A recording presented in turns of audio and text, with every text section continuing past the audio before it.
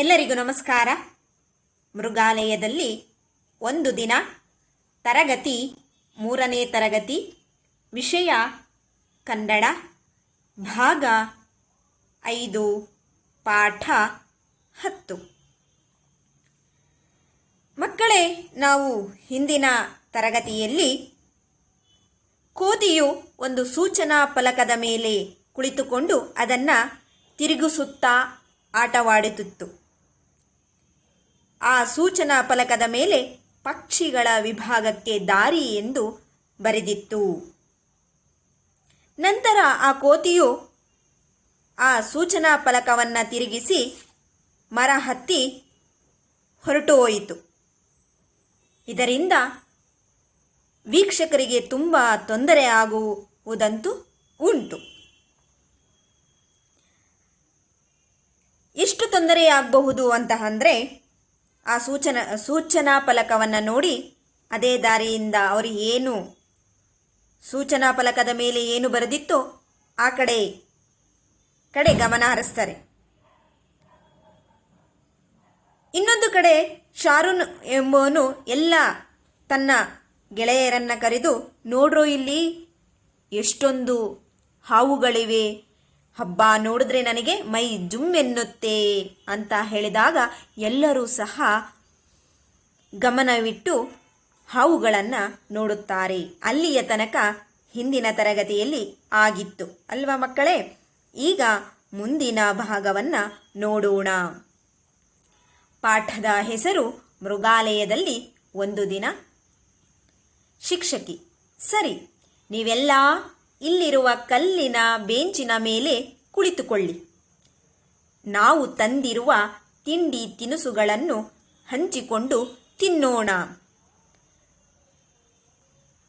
ಅವರು ಮೃಗಾಲಯವನ್ನು ನೋಡು ಅಷ್ಟೊತ್ತಿಗೆ ಮಧ್ಯಾಹ್ನ ಆಗಿರುತ್ತೆ. ಆಗ ಶಿಕ್ಷಕಿ ಹೇಳ್ತಾರೆ, ಮಕ್ಕಳೇ, ನೀವೆಲ್ಲ ಸಹ ಇಲ್ಲಿ ಬೆಂಚಿನ ಮೇಲೆ, ಕಲ್ಲಿನ ಬೆಂಚಿನ ಮೇಲೆ ಕುಳಿತುಕೊಳ್ಳಿ.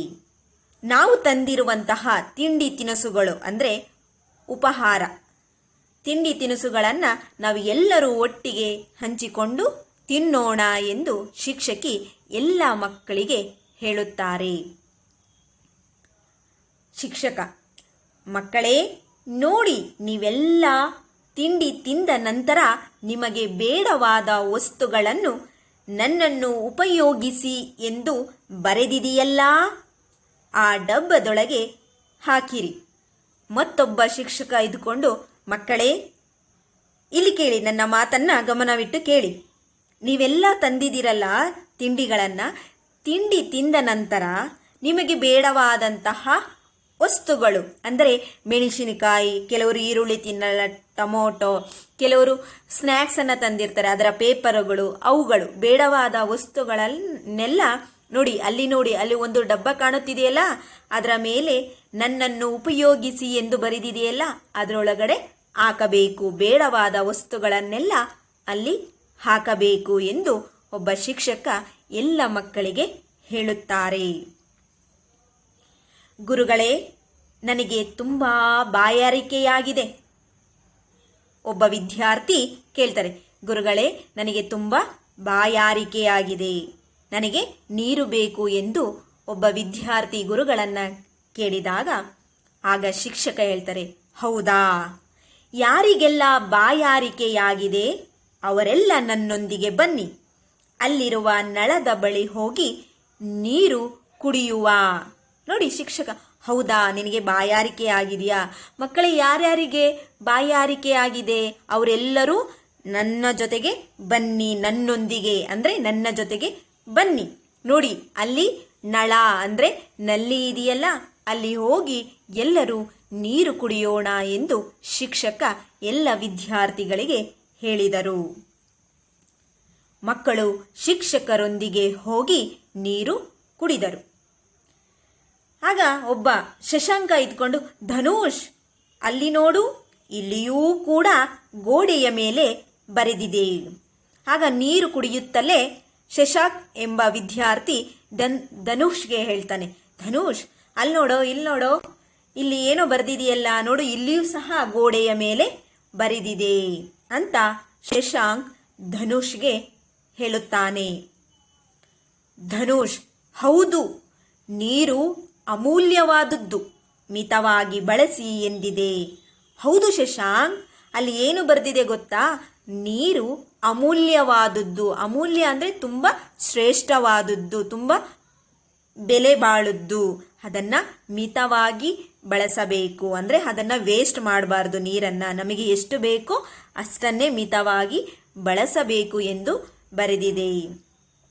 ಆಗ ಅಲ್ಲೇ ಇದ್ದಂತಹ ಶಿಕ್ಷಕಿ ಇವರ ಮಾತನ್ನು ಗಮನಿಸಿ, ನೀವೆಲ್ಲರೂ ತುಂಬ ಜಾಣ ಮಕ್ಕಳು, ಇಂದು ನೀವು ಎಷ್ಟೋ ವಿಚಾರಗಳನ್ನು ತಿಳಿದುಕೊಂಡಿರಿ.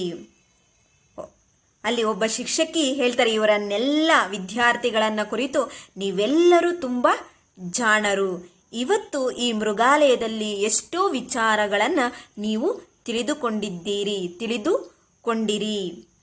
ಈಗ ನಾವು ಪಕ್ಷಿಗಳನ್ನು ನೋಡಲು ಹೋಗೋಣ.